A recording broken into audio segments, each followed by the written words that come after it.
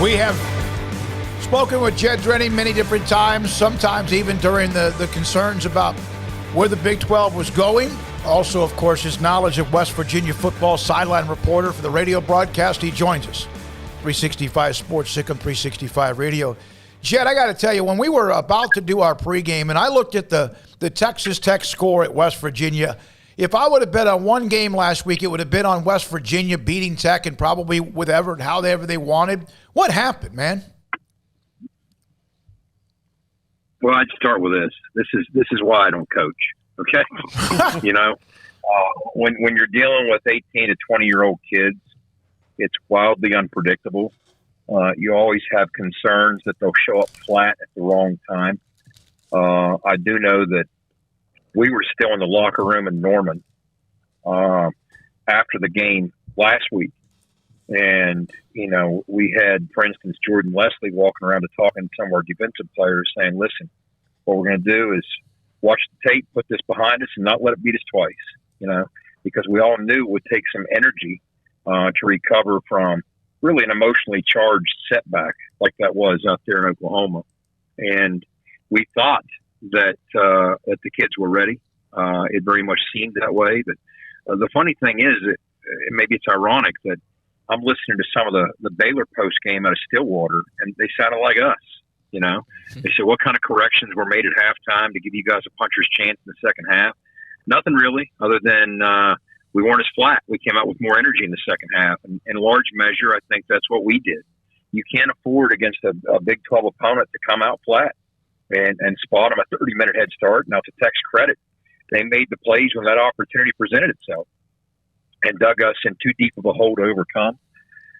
We responded in the second half, but again, that hole was too deep.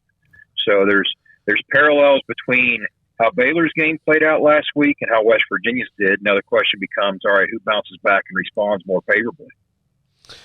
Jed, I know that there's a lot of consternation in Morgantown about Jarret Doege, and I know they have Greene, the young guy that everybody really wants to see. How close or how bad would things have to get for Neal Brown to pull that trigger and sit Jarret Doege down? Well, here's the great irony of it is I think Jarret Doege, in large measure, is coming off the best half of his college career. He threw for 183 yards in the third quarter the other night. He started that second half 18 to 22. I mean, he's the kid that stood up at halftime and provided some leadership when it was really needed with that offense. What you have is a situation where when you're struggling, who's the most popular guy in town? It's always the backup quarterback, right? Uh-huh. Now, we got a talented, explosive, high-energy, slippery kid in Garrett, right? But Garrett's not quite the superintendent of the offense at large that Jarret is. They have different skill sets. There's different things that Garrett can provide, but there's also several things that Jarret can provide. And I think what Neal's trying to do is strike that balance and go with the two quarterback system, putting each in position to flourish and not asking either one of them to do things they can't do. Okay. But I'm not so sure the light's entirely ready to come on for Garrett yet. He'll let you know when that happens, right? You don't let a kid know, they let you know. I always go back, West Virginia fans, remember how things played out with Pat White. Well, Pat White, his coming out party was that come from behind Louisville game in 2005. I mean, up to that point, he was splitting time and we were 5-1 and everybody was happy. Nobody was clamoring for Pat White to start. He just looked like a really explosive, dynamic kid who was making plays for us, but it was working. And it wasn't until the other quarterback got hurt in that Louisville game and Pat had to run the show that he responded and said, yes, I am now ready. I'm going to make it obvious to everyone. Well, when young kids are ready, they'll do that. But in the meantime, what you got to do is put them in particular situations, again, that cater to their skill set. And Garrett is a talented kid. He has an escapability that Jarret doesn't have. He brings a certain level of energy anytime he's on the field. So there's things that you can do with both these kids to help be productive offensively. And I think that's the plan moving forward, unless one of them just absolutely asserts themselves to such an extent that it's obvious to everyone. But until then, if you're trying to win football games, you want to use both of them to the best of your ability. And again, Jarrett's coming off in a really dynamic second half that he gave us a chance to potentially come back and win that football game in the second half because of the way he played. Now, he left a couple of things on the table in that second half, but by and large, I think, that was a passing grade for him in that second half of football. If you can get more of that, that's promising for the offense. Jed, Letty Brown came back. He was first team All Big 12 last year. It had a great season. But, there's not been much of a run game. I mean, Garrett Greene has been a big part of their run game when he's been back there. And outside of that, it's been hard for Letty to find yards. I mean, the Virginia Tech game, the numbers look good, but he also had an 80-yard run in that game that kind of skewed a little bit. Is it the line? Is it the depth? Where do you point to for the problems West Virginia's had in consistently running the football? I think part of it's continuity. Part of it's the nature in which people are defending us. I always like to say, look, you can't launch a rocket from a rowboat. Now, we're not the rowboat that we were a couple of years ago up front. We've made progress, but we're young. So it's a function of those guys repping together. And it's the next step we got to take, and this is the same step we were trying to take at points last year, is running the football. It becomes painfully obvious and apparent that we have to. When the field shrinks, 3rd and 1, 3rd and 4th and 1, short yardage situations, in the red zone when the field shrinks, you got to be able to push bodies around and really exert your will at those points in games. Now, we haven't been able to as consistently do that as we want, but we're getting there. Again, at least the pieces are now in place. Whereas maybe a couple of years ago, that wasn't entirely the case. The pieces are now in place. It's just a function of, all right, those pieces are pretty young. So there's going to be some growing pains as we work towards this. But, dynamic, Letty's a dynamic, versatile, talent, and you want to do whatever you can to find creative ways to get him the football. But as that unit improves, his game will improve as well. But in the meantime, you got to find some other ways to feed him. And I think that Neal and the offensive staff, Jarret Parker and crew, have done a good job of doing that in the pass game as well. I mean, we're on pace to feed the backs of the pass game a little bit more than Neal's offenses traditionally have. And that's a byproduct of that. Your thoughts about what you've seen? I know you watch what others are doing, and obviously with Baylor this week, but Gary Bohannon, it wasn't the great week. Obviously, offensively, they were not good at all in the first half. Then they made some adjustments, but almost still not enough. Your thoughts about what you see? And it looks like now, Jed, 17-14, 20-17, 30-27 maybe. This is kind of now the new Big 12. It is. I posted something earlier today. If you go back to 2016, 9 of the 10 teams in the Big 12 allowed more than 425 yards a game defensively. Whereas right now, 9 of the 10 Big 12 teams are allowing fewer than 400. So things have shifted. It's cyclical, right? But how funny is it, guys, that here we have this matchup between one head coach who's a former Mike Leach GA and another head coach who's a former Mike Leach receiver. It doesn't feel like that at all, right? I mean, it doesn't feel like that on either sideline, right? No. I'm a big Dave Aranda fan. Always have been. I really like the way he approaches things and handles his business. I know our staff does as well. And I think he surrounded himself with some good people on both sides of the football. I'm dating myself, but I actually played against Ron Roberts back in college when he was at UT Martin. I was just looking at a scouting report that Jimbo Fisher put together 30-odd years ago. And here you have this big old Sam linebacker with this intense stare in there. But Ron Roberts has done a great job. It's kind of a sounding board back and forth with Dave Aranda. And, of course, you can't say enough about the job that Jeff Grimes has come in and done, with that RVO offense and being really physical, no nonsense, but mistake-free. You talked about it. When I think of Gary Bohannon, I think of a guy who doesn't put the football in harm's way. He's not going to get you beat. I mean, think about it. The next pick he throws as a Baylor Bear will be the first pick he throws as a Baylor Bear. I mean, what else can you say about that, whether the guy was spot playing or not? At this point in the season, that is remarkable, okay? So they protect the football. It's difficult to knock them off schedule with that wide zone scheme they have.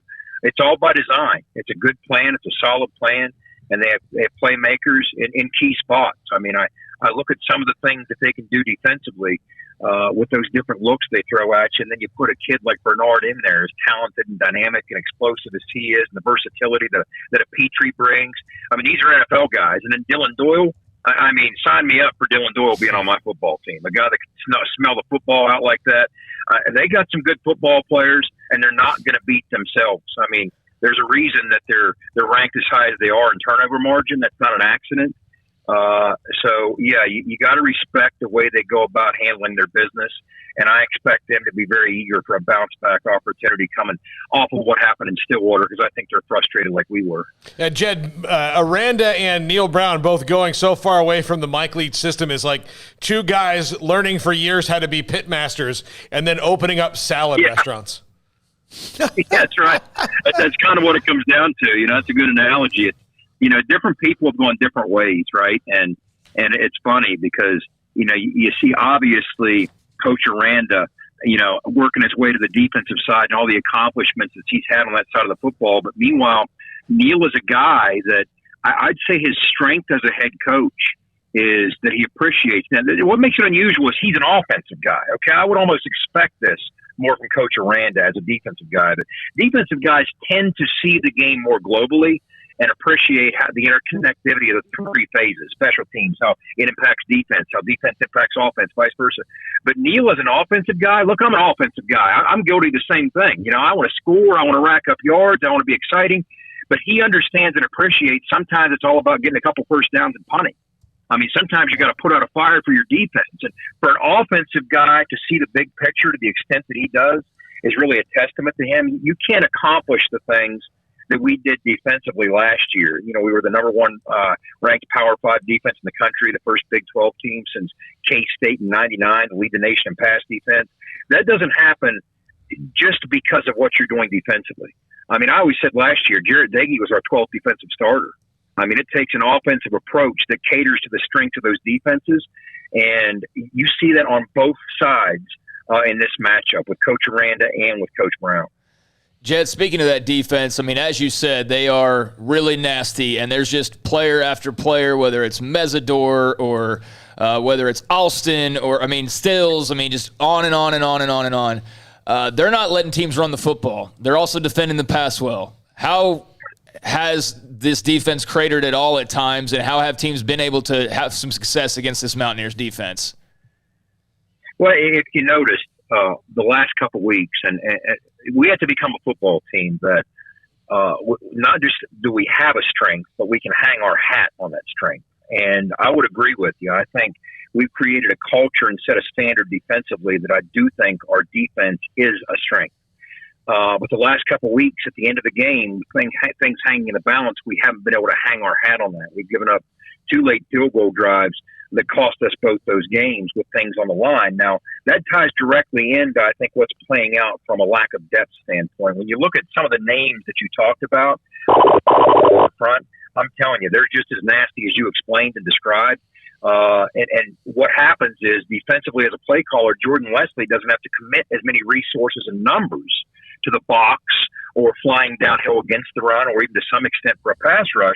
So we can drop those resources and numbers into coverage, and you can see how that can be beneficial to you as a defensive play caller because of those guys. But what we lack, and we're still working towards developing that, is the proper or appropriate depth that you need in the Big 12 to play behind. And we have candidates to play behind some of those guys. But right now, they're still developmental type guys, very talented guys, but still in that developmental phase. And defensive play callers are always going to want their best on the field with the game on the line. So what ends up happening, sometimes when you put your best on the field, they're running on a half-empty tank or running on fumes. And I think to some extent, to some degree, that's kind of what you saw in Norman. That's kind of what you saw at the end of last week. So, yeah, I'll take those front three or even our front four against anybody. And not to mention the guys on the second and third level that are our starters, but there are certain areas of this defense that we're still working towards developing some depth. And as the season progresses, you certainly hope we find it, because you're going to need it. I mean, what's it supposed to be, 93 degrees on Saturday in Waco? Yep. Oh, yeah. So if you're going to, what better time to distribute your snap count on the defensive side than in that kind of, those kind of conditions. So that's what we're working towards. I mean, those frontline starters, wow. Disruptive, as advertised, everything you talked about. We just got to develop some depth there. Jed, it's great talking to you, man. Good to see you, and we'll see you Saturday. Thanks for your time. We appreciate it. Absolutely. You guys stay safe now. Jed Drenning, West Virginia sideline reporter, Baylor, West Virginia, 11 o'clock. Our pregame will be at 9 Saturday morning right here inside the studio on 101 Elm and MLK. This is a game I think Baylor should win with it being at home and coming off of the way they performed last week. But West Virginia is going to make it really difficult. It's come down to Can they throw the football? If they can't, then they're screwed, because we know that if they can't, then they can't run the football, and that's what they want to do. So against this West Virginia defense, Gary Bohannon's going to have his best game throwing the ball, and it's got to be on the money, and receivers have to catch it, and Tyquan Thornton or whoever has to actually get physical. If it's not directly in your chest, still go make the catch. I mean, across the board, they play anyway the way they played last week, they're getting beat. Bottom line, I don't care what Doege does. They'll get beat because West Virginia defense will make sure of it. So the big challenge for the Baylor offense, and the defense needs to be mindful of the fact that, they have been susceptible to the run the last couple of weeks. Now, granted, they're facing Iowa State and Oklahoma State, and you're facing, guys like Breece Hall and Jalen Warren and, better O-lines, but they've been run all over. They bent and not broken all the time, but they're a couple plays from getting blown out last week. I mean, bottom line. So, yeah, they need to play a clean game, or West Virginia will give them fits. It'll be very similar to what we saw in the first half against Oklahoma State, and perhaps if it does get out of hand. But if they do what you said, they have a chance to make some plays on offense, have playmakers do something in the clutch. They have a chance to come back and get back on the winning track for Brigham Young in the non-conference the following week. When we come back, we'll check in with our good friend Chad Brendel. He covers Cincinnati after their win against Notre Dame. Second 365 Radio and 365 Sports.